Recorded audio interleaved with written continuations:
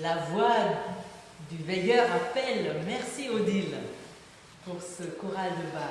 La voix du veilleur appelle. Nous sommes heureux de nous retrouver au culte ici, au temple de Perpignan. Mais nous sommes toujours un peu confinés. On ne sait plus très bien à quel degré, mais de toute façon.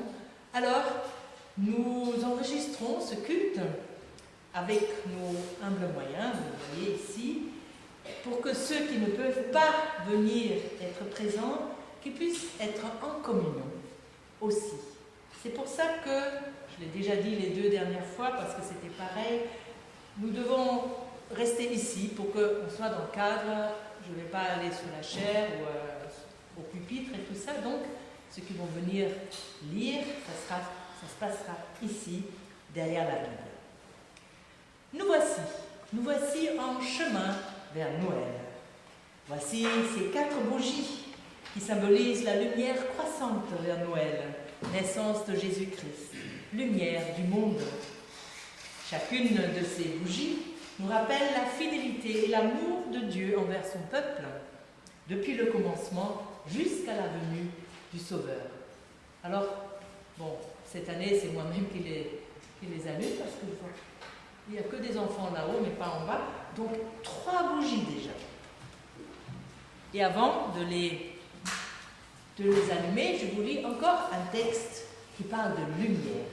Donc, aujourd'hui, 3e dimanche de l'Avent, c'est dans le livre du prophète Ésaïe, au chapitre 9, le verset 1. Le peuple qui marchait dans les ténèbres a vu une grande lumière. Sur ceux qui habitaient le pays de l'ombre de la mort, une lumière a brillé.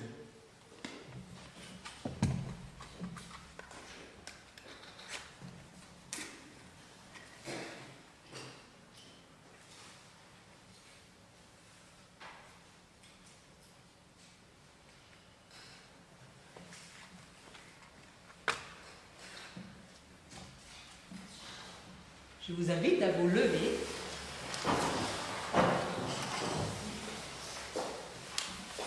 La grâce et la paix vous sont données de la part de Dieu notre Père, Jésus-Christ qui vient, l'Esprit Saint qui habite en nos cœurs. Amen.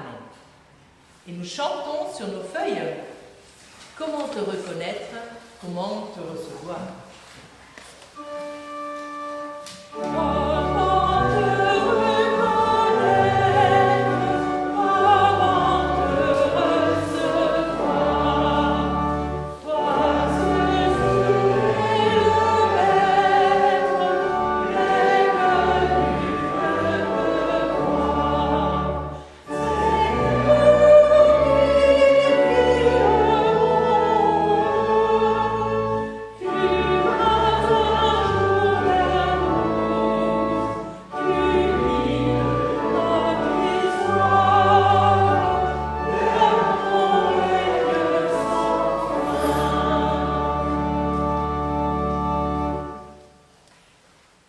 Bénissons et louons le Seigneur avec les paroles de Marie, mère de Jésus-Christ, proposées pour ce dimanche dans l'évangile de Luc, chapitre 1, versets 46 à 54, le Magnificat. Bénissons et louons le Seigneur. Mon âme célèbre la grandeur du Seigneur, et mon esprit se réjouit en Dieu mon Sauveur, parce qu'il a porté le regard sur son humble servante. En effet, voici, désormais toutes les générations me diront heureuse, parce que le Tout-Puissant a fait de grandes choses pour moi. Son nom est saint, et sa bonté s'étend de génération en génération sur ceux qui le craignent. Il a agi avec la force de son bras. Il a dispersé ceux qui avaient dans le cœur des pensées orgueilleuses. Il a renversé les puissants de leur trône, et il a élevé les humbles. Il a rassasié de bien les affamés, et il a renvoyé les riches des mains vides. Il a secouru Israël, son serviteur, et il s'est souvenu de sa bonté. Amen.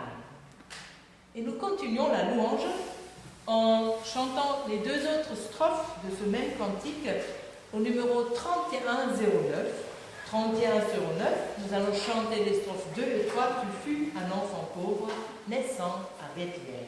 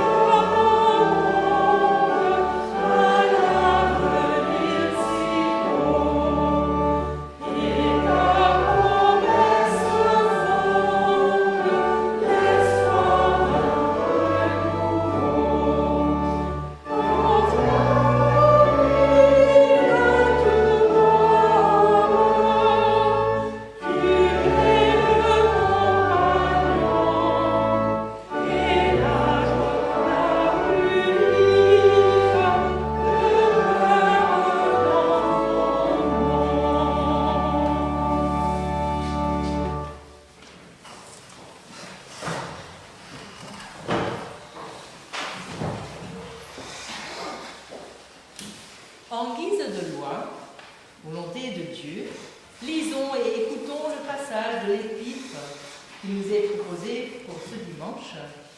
C'est l'apôtre Paul qui écrit à son église locale à Thessalonique en Grèce, en grec aussi.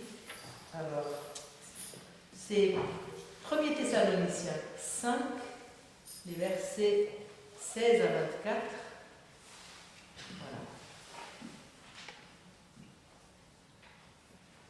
Soyez toujours joyeux, priez sans cesse, exprimez votre reconnaissance en toutes circonstances, car c'est la volonté de Dieu pour vous en Jésus-Christ.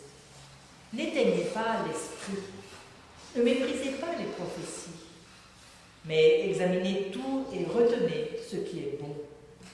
Abstenez-vous de toute forme de mal.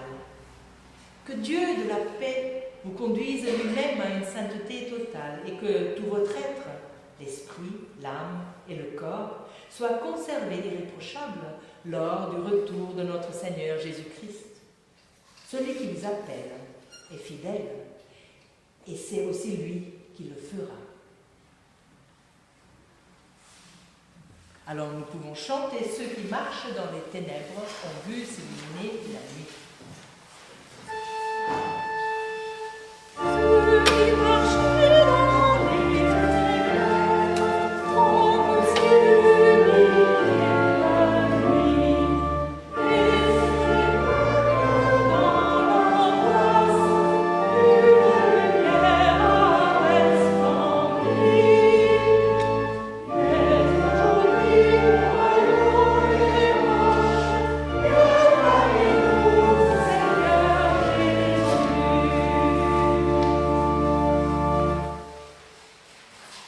Je vous invite à la prière.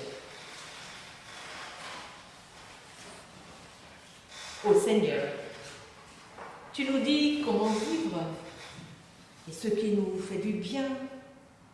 Tu nous dis ta volonté, mais si souvent nous ne vivons pas selon tes consignes. Oui Seigneur, nous voulons alors te dire ce qui ne va pas, ce qui nous sépare de toi, notre manque d'espérance. Oui, si souvent nous manquons d'espérance pour nous-mêmes. Si souvent nous vivons à l'étroit dans notre foi. Nous avons peur de t'appeler dans nos choix. Nous sommes peureux dans notre témoignage. Nous manquons d'audace et de courage. Ô Seigneur, donne-nous l'assurance qu'en toi, tout est possible, que la grâce est toujours disponible. Ô Seigneur, Nous manquons si souvent d'espérance pour notre prochain. Devant la violence, les déchirures, la maladie, nous ne croyons pas à ta parole de vie. Nous nous taisons par manque d'amour. Nous nous égarons dans de pieux discours.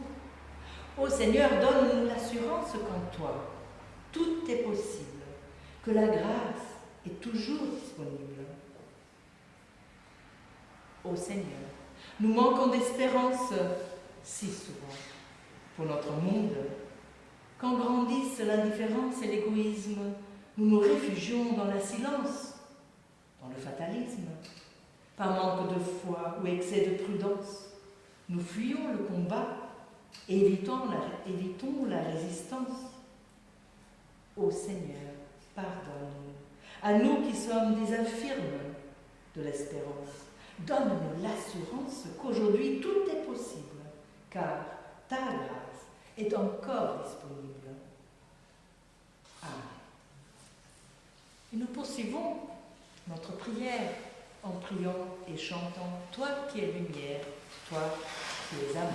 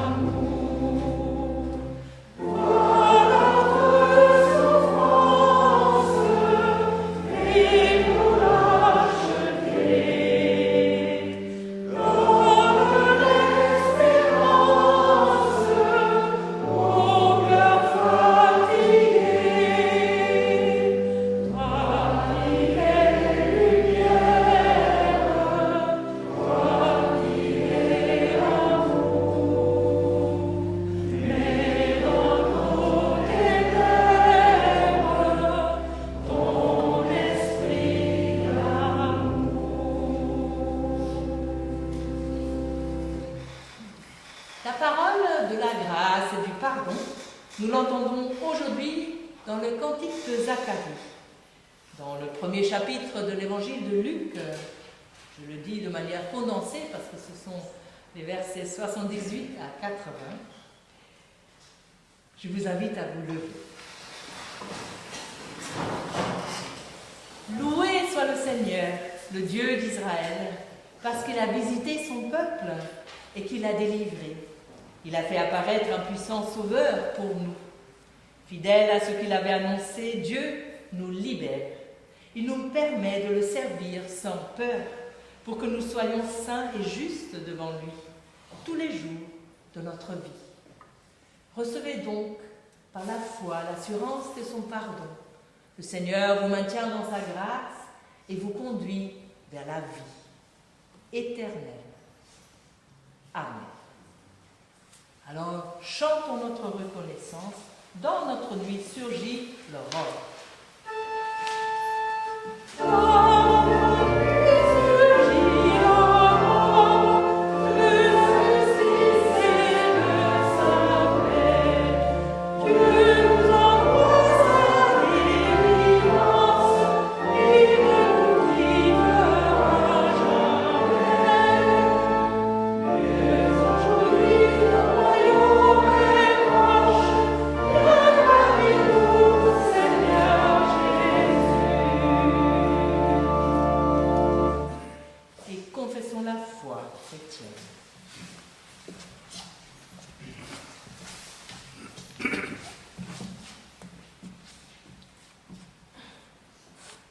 Je crois en Dieu le Père, qui aime tous ses enfants, en commençant par ceux qui ont le cœur brisé. Je crois qu'il relève toujours ceux qui sont tombés. Je crois en Jésus-Christ, il se tient au milieu de nous et nous ne le reconnaissons pas toujours. Il est présent et vivant en chacun de nos frères et sœurs, et son seul pouvoir est celui de l'amour. Je crois en l'Esprit Saint qui inspire le respect pour tous les êtres humains. Il nous fait connaître en eux des fils et des filles de Dieu à part entière. Je crois en l'Église qui se fait servante des peuples, soucieuse de liberté pour ceux qui sont captifs et prisonniers, et source de joie pour tous les affligés. Amen.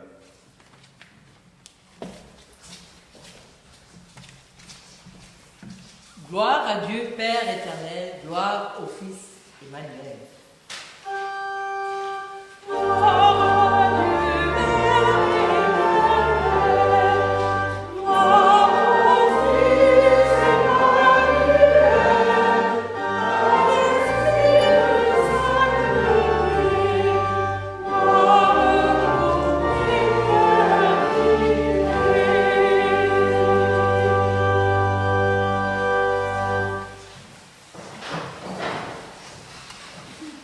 Nous allons maintenant lire et entendre les deux autres lectures bibliques proposées pour ce dimanche 3e avant. Je vous invite à la prière. Ô Seigneur Dieu, au fil des jours, tant de promesses nous déçoivent. Nous te prions, affermis en nous la foi, et nous recevrons la promesse de vie. Nous te prions, envoie ton Saint-Esprit, que ta parole nous apporte confiance et paix. Par ton esprit, dépose-la en notre cœur. Amen. Alors, nous avons une première lecture, celle du livre du prophète Ésaïe, chapitre 61, versets 1, 3, 10 et 11. L'Esprit du Seigneur, de l'Éternel, est sur moi parce que l'Éternel m'a consacré par onction pour annoncer de bonnes nouvelles aux pauvres.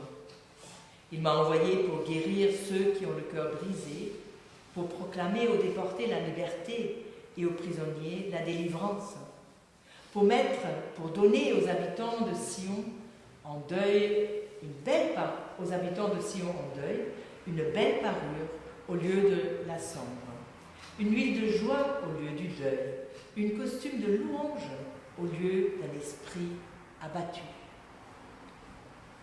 Je me réjouirai en l'Éternel. Tout mon être tressaillera d'allégresse à cause de mon Dieu, car il m'a habillé avec les vêtements de salut.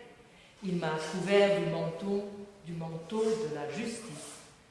Je suis pareil aux jeunes mariés qui, tel un prêtre, se coiffe d'un turban splendide, à la jeune mariée qui se pare de ses bijoux. En effet, tout comme la terre fait sortir son germe, tout comme un jardin fait pousser ses semences, le Seigneur, l'Éternel, fera pousser la justice et la louange devant toutes les nations. Amen. Et nous avons la lecture dans l'Évangile de Jean.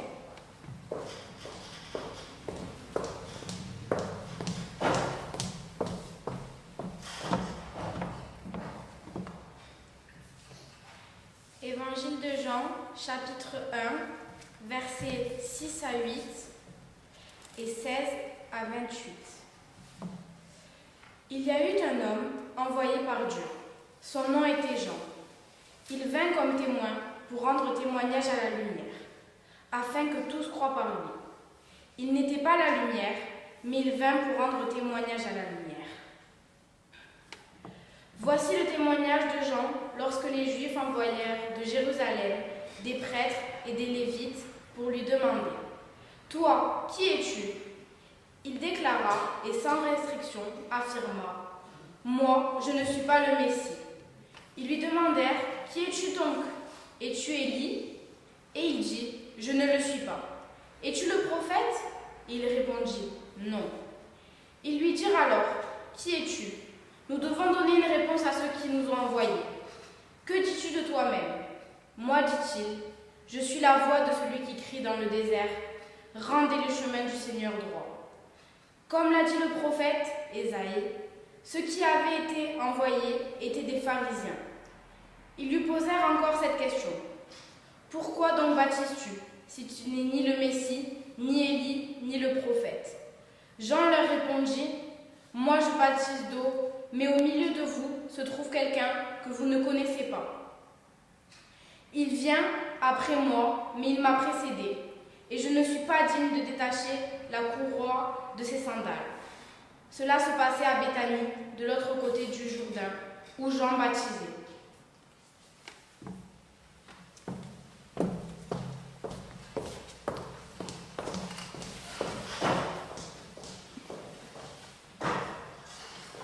Et je vous invite à chanter au numéro 3101. Normalement, vous allez trouver des petites feuilles mises dedans parce que c'est le texte que je préfère. Vous pouvez les comparer si vous voulez. Et s'il vous plaît, laissez ces feuilles à cet endroit, toujours. Donc, nous allons chanter « Ô viens Jésus, ô viens Emmanuel ». Nous allons chanter les strophes 1, 2 et 3.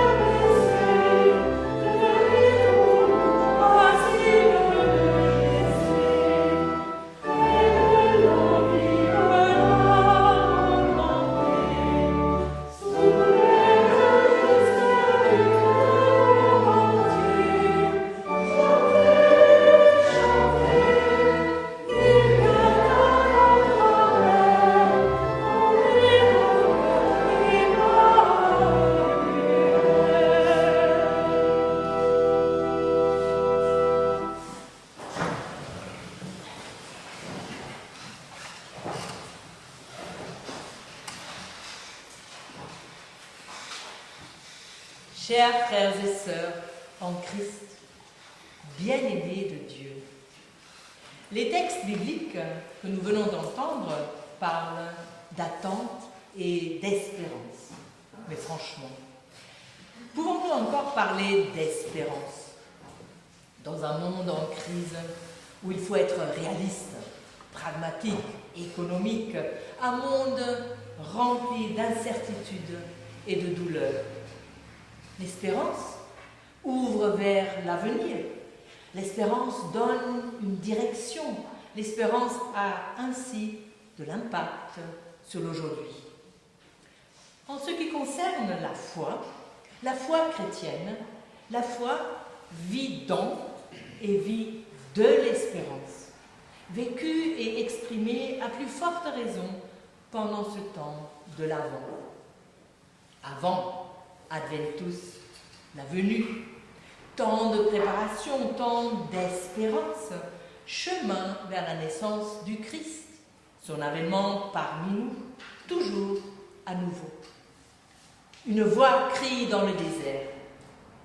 Des voix on entend aujourd'hui plus que nécessaire, des voix bruyantes, dès qu'on entre dans une grande surface, des voix qui remplissent l'espace, des voix qui incitent à acheter, d'ailleurs la seule chose qu'on nous permet pour l'instant, des voix qui encombrent notre cerveau. Et si souvent, ne laissons-nous pas la radio ou la télévision allumée pendant des heures, des voix. Les écoutons-nous encore? Une voix crie dans le désert. Le désert, ce paysage aride, sec, sans habitants ou presque. Le désert, qui a aussi une signification symbolique. Je ne parle pas du désert des Cévennes, et encore.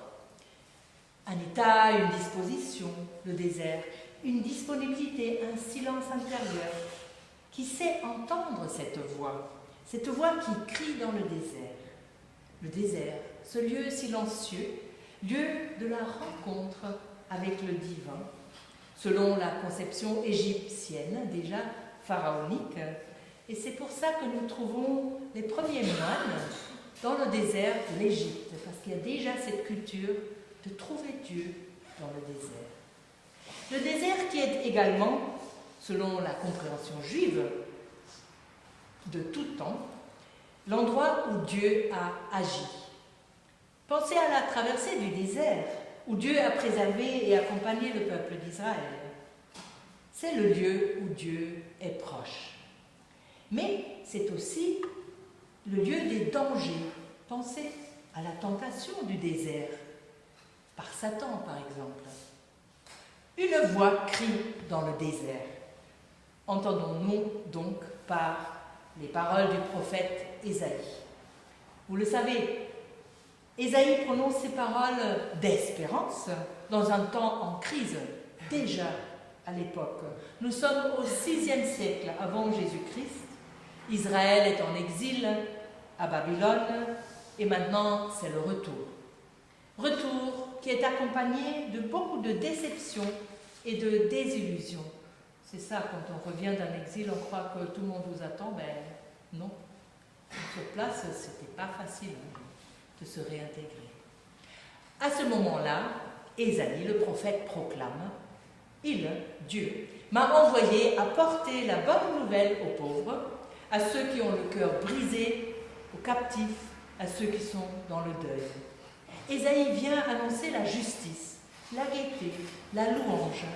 Il vient annoncer cette justice, des daka en hébreu, qui concerne tout l'être. Cette justice qui permet de vivre en plénitude, debout, devant Dieu, ce qui nécessite aussi l'amélioration de la situation de la vie. Ésaïe vient annoncer la gaieté, cette joie intérieure qui est consciente des cassures et des souffrances dans le monde et qui vit malgré tout et au plus profond de l'être de l'espérance de Dieu. Cette espérance qui transforme les cœurs brisés. Ésaïe vient enfin annoncer la louange. Cette louange qui fait lever le regard des difficultés et des réalités de la vie, qu'on n'oublie pas, mais qui fait lever le regard vers la plénitude de la vie que Dieu veut pour nous. Dans notre deuxième texte, dans l'évangile de Jean, elle crée aussi cette voix. Il y est parlé de Jean le baptiseur, Jean qui baptise, de Jean-Baptiste qui témoigne de la lumière de Jésus-Christ qui vient. Marie nous l'a lu très très bien, merci Marie. Et qui proclame « Je suis la voix de celui qui crie dans le désert ». Vous le saisissez? Dans l'évangile de Jean, Jean-Baptiste est présenté de manière bien différente des autres évangélistes, Matthieu, Marc et Luc. Jean n'est pas présenté prêchant la conversion, comme nous l'avons médité dimanche passé. Convertissez-vous, retournez à Dieu. Et ce Jean ne porte aucun message propre à lui dans sa bouche. Dans Luc, vous avez des versets où Jean-Baptiste prêche cette conversion. Non, ici, Jean-Baptiste, dans l'évangile de Jean, est un témoin. Tout en lui crie, tout en lui indique, tout en lui oriente vers celui qui est lumière. Et vous voyez mon doigt, ça fait, je pense, à un rétable qui est à Colmar, le rétable de Isenheim. Certains le connaissent peut-être, où Jean-Baptiste a un doigt double longueur et qui montre le Christ. Le Christ, donc celui qui indique. Je relis ces paroles dans le prologue, chapitre 1, versets 6 à 8. Il y eut un homme envoyé par Dieu. Son nom était Jean. Il vient comme témoin pour rendre témoignage à la lumière, afin que tous croient en lui. Il n'était pas la lumière, mais il vint pour rendre témoignage à la lumière. Chaque phrase porte le mot témoin, martyros en grec, martyr. Témoigner, témoin, témoignage, comme pour dire l'important n'est pas l'homme Jean, mais celui pour qui il témoigne, celui à qui il renvoie, celui qui est la lumière, celui qui est la parole. Et plus précis, tout converge en cette phrase au verset 7. Il vient comme témoin pour rendre témoignage à la lumière afin que tous croient en lui. Jean n'est que le précurseur, le centre, le but, le contenu est Jésus-Christ. Et ce récit reprend au verset 19. Voici le témoignage de Jean lorsque les Juifs envoyèrent de Jérusalem des prêtres et des Lévites pour lui demander « Toi, qui es-tu » Encore ce terme de témoignage curieux. C'est presque un tribunal. À plusieurs reprises ici, les instances du pouvoir religieux de l'époque juive interrogent « Qui es-tu » Et Jean d'abord nie violemment, aussi fort qu'une confession « Je ne suis pas ». En disant « Je ne suis pas », Jean dit en même temps « Mais celui dont je rends témoignage, lui, il est. Lui qui dira « Moi, je suis ». Et nous le trouvons dans l'évangile de Jean à plusieurs reprises, ce « je suis », égoïmi en grec, « je suis », le pain, la vie, la lumière du monde, le chemin, la porte, le berger. Nous y reviendrons. Retournons à cet interrogatoire. D'abord, Jean ne répond pas à leur question « Qui es-tu » Il dit seulement qui il n'est pas. Il n'est pas le Messie. Comme pour témoigner, le Messie est un autre. Et l'interrogatoire continue. Qui es-tu donc? Qui es-tu donc? Es-tu Élie, celui qu'on attend depuis sa disparition, rapporté dans le 2e livre des Rois, ou aussi annoncé par le prophète Malachie pour annoncer la fin des temps, le jour du Seigneur?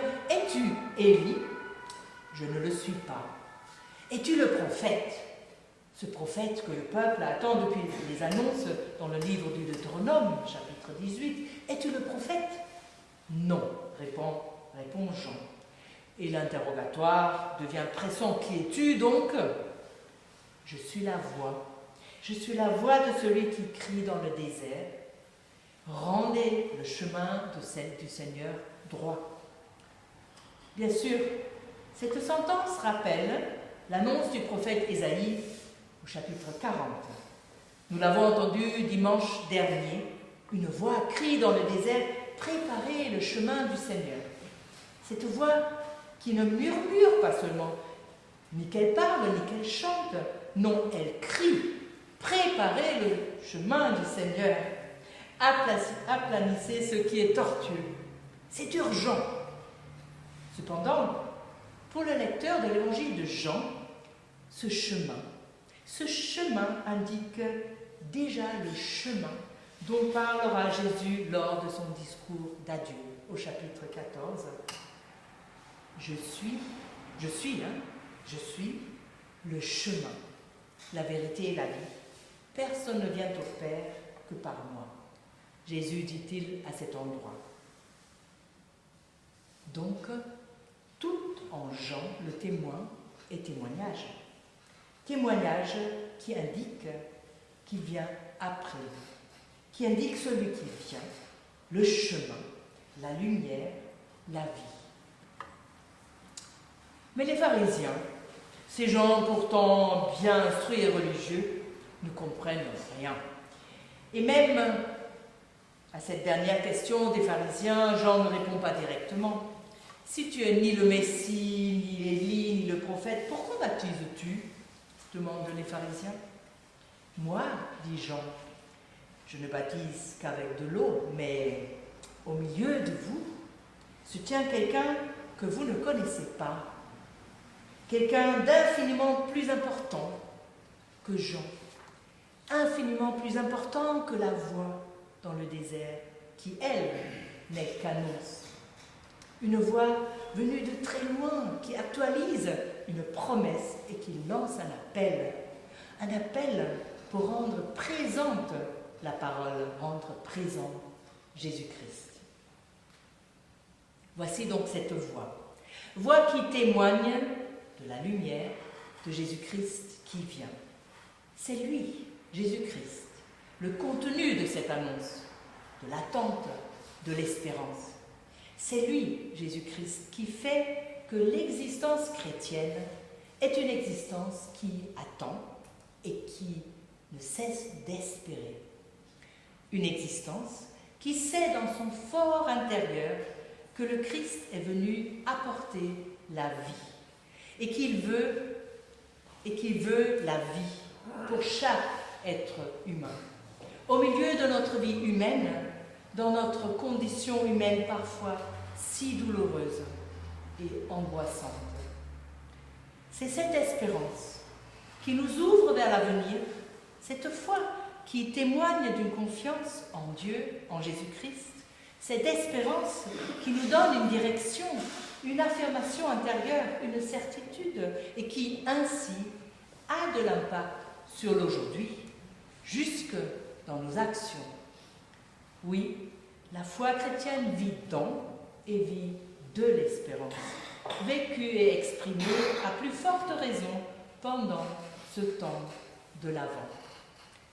Une voix crie dans le désert.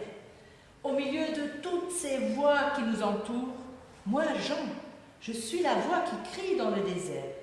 Au milieu de vous, elle se trouve, la parole, la lumière, le chemin, la vie. Cette espérance qui nous vient de Dieu, cette espérance qui nous fonde en Dieu. Dieu qui vient vers nous en Jésus-Christ. Amen.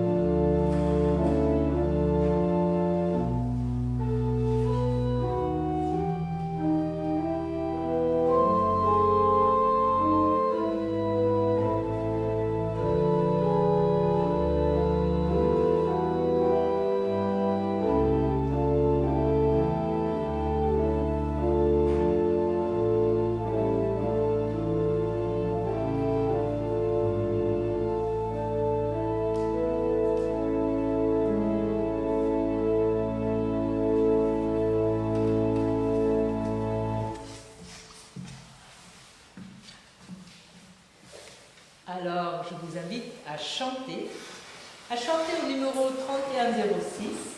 Enfin, la nuit s'éclaire. Voici bientôt Noël. C'est peut-être pas très connu. Alors, si Odile, tu pourras nous jouer une fois la mélodie.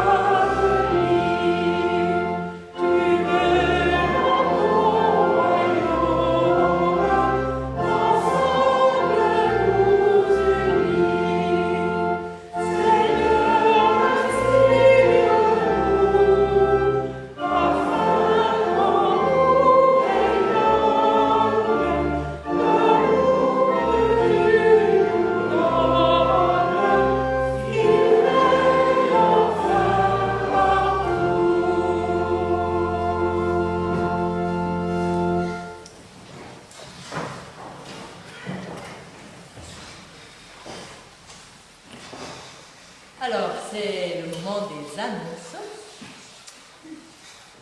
Vous voyez qu'il y a des préparations qui se sont faites dans notre temple. Cet après-midi, nous avons une deuxième célébration musicale et chantante avec l'orgue, flûte, violon, beaucoup de cantiques, texte biblique, un conte, la prière. C'est ce qui remplace notre fête habituelle de l'Avent et Noël avec tous les enfants, les scénettes, toutes les générations. Cette année, c'est un peu différent. Vous voyez qu'il y a déjà quelque chose de préparé là. On mettra, comme on ne peut pas donner les petits sachets pour les enfants, on les accrochera là et puis ils attendent les enfants qui viendront ou cet après-midi ou dans les prochaines semaines. Voilà. C'est pour ça que je vais vous demander qu'après le culte, que vous amenez le livre de cantique que vous avez utilisé, que vous l'amenez et vous le déposez dans les bacs bleus qui sont à la sortie du temple. Parce que pour l'après-midi, on va utiliser d'autres livres. Hein? Comme ça, le virus a le temps de mourir tranquillement. Et d'ailleurs, on espère que ça se passe très rapidement. Voilà, j'ai dit ça. Nos célébrations jusqu'à Noël, vous les avez sur ces feuilles jaunes qui sont placardées partout, bien sûr, tous les dimanches le culte, bien sûr, mais aussi à Noël, bien sûr aussi, et la veillée du 24, veillée du soir, 19h, veillée de Noël, le 24 décembre. Où je demande si quelqu'un sait déjà qu'il est là, si vous voulez lire des textes. J'aurais besoin de lecteurs, hein, pour que ça soit une vraie veillée avec plusieurs voix. Vous pouvez le dire à moi, aujourd'hui ou aussi dimanche prochain. Nous avons le marché de Noël qui a commencé hier et il y a encore des bonnes choses. Alors voilà, du coup on a fermé la porte du temple, vous ne pouvez plus sortir, vous devez passer par en bas. Non mais c'est une blague, c'est une blague. Non, vous pouvez aussi passer par là, mais je vous conseille de regarder ce qu'il y a encore en bas. Il y a des bonnes choses et vous savez, c'est pour l'entraide. Hein, c'est pour l'entraide, donc je vous encourage de passer dans la salle. Nous avons une deuxième sortie par en bas. Pas seulement regarder, acheter aussi, bien sûr. Hein. Ouais.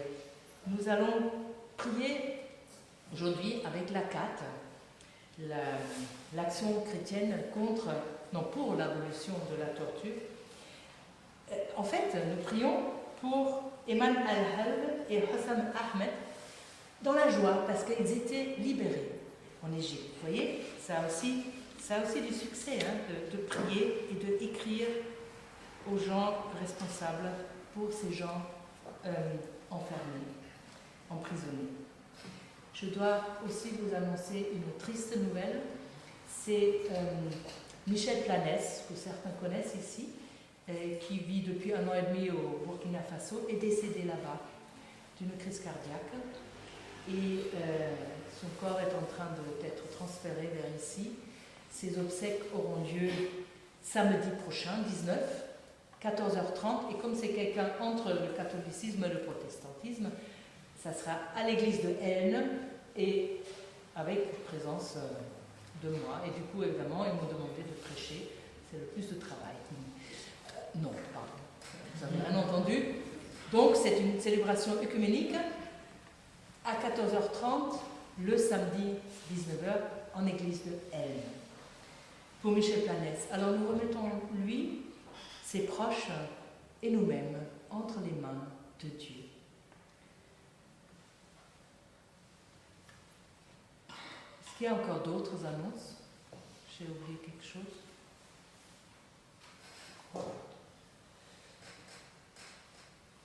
Mais voilà, pensez au lecteur pour le 24 décembre et de déposer les livres tout à l'heure à la sortie du temple. Donc c'est le moment de l'offrande et on aura une belle surprise qui nous vient d'en haut.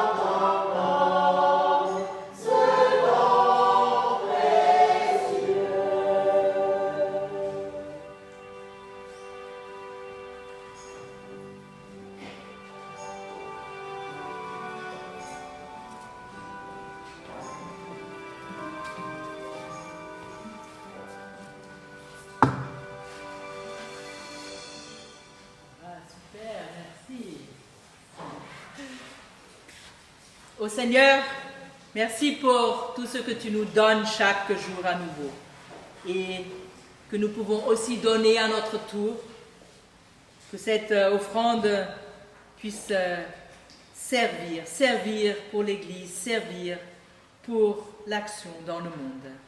Amen.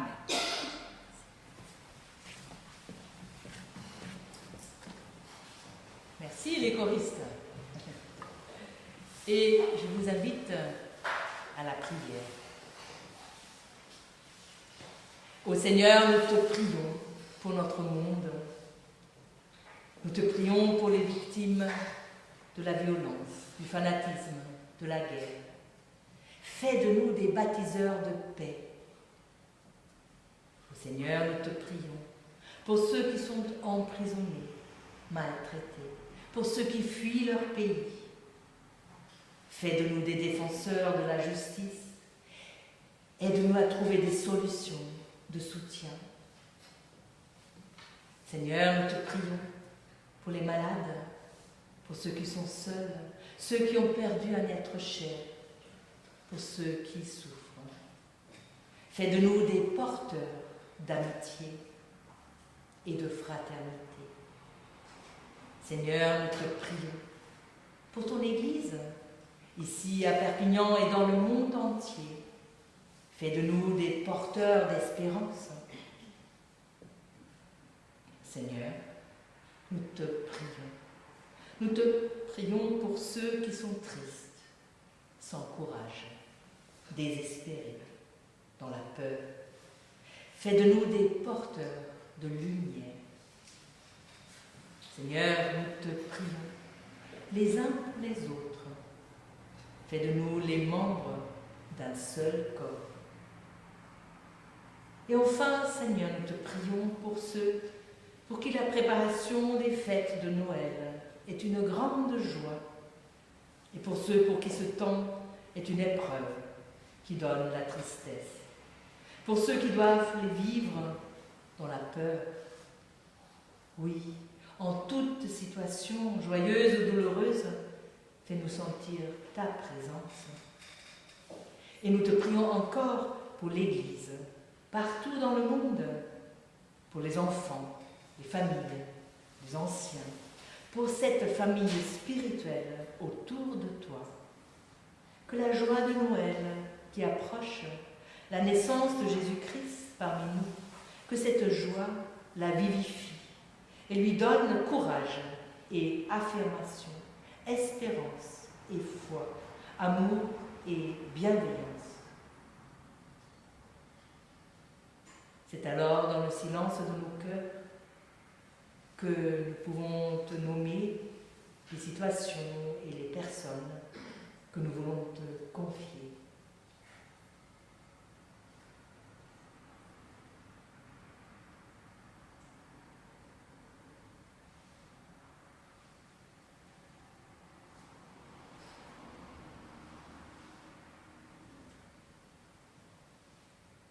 Ô Seigneur, tu connais ce qui est caché au plus profond de notre cœur.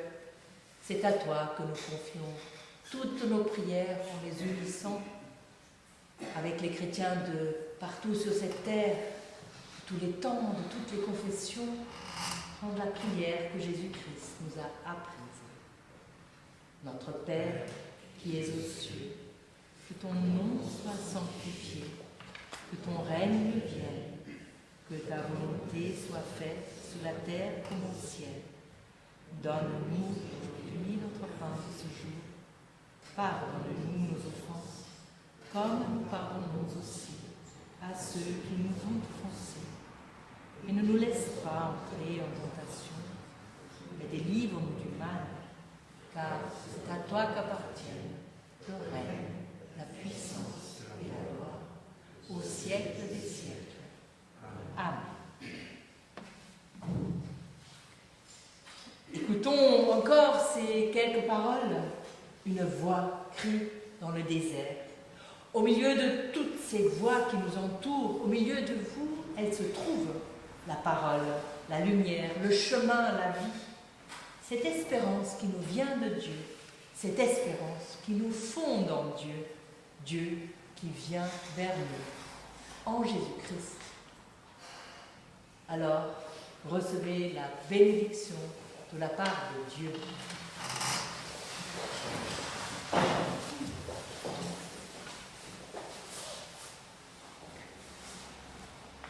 Que Dieu, de paix et de lumière, soit et demeure avec vous, le Père, le Fils, le Saint-Esprit.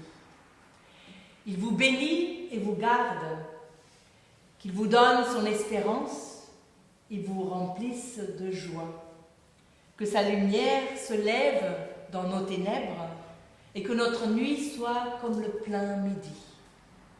Que le Seigneur nous guide sans cesse et nous donne sa paix. Il vous bénit sur vos chemins vers Noël, dans l'attente de sa venue. Amen. Nous chantons Ô bonne nouvelle dans notre nuit.